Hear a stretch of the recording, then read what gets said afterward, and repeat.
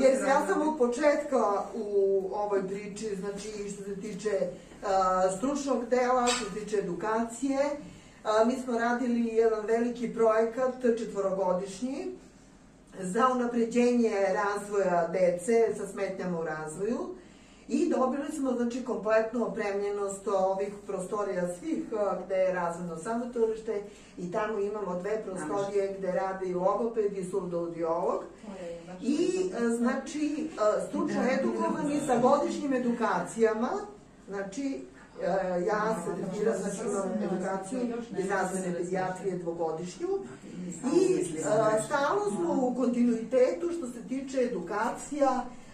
Znači, moram posebno da pohvalim Sanju i Lidu koje toliko prate te edukacije i kad čuju da se nešto dešava u Srbiji, u Beogradu... Naravno, o svom trošku. O svom trošku.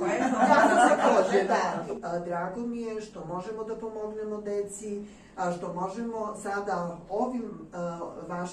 ovom vašom donacijom, mi ćemo značajno da unapredimo naš budući rad i zaista nam je neophodno bilo nešto tako i zahvaljujem se celoj organizaciji, znači u ime svih nas iz razvojnog savjetovališta, što ćemo moći da pružimo i da pronalazimo decu, da stimulišemo tu decu i da na najbolji način pomognemo deci koji imaju bilo kakav problem.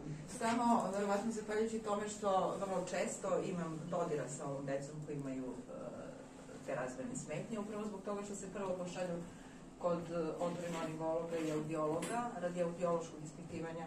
I svako dete koje ne progovori, prvo se vidi da li čuje ili ne čuje, prvo to mora da se...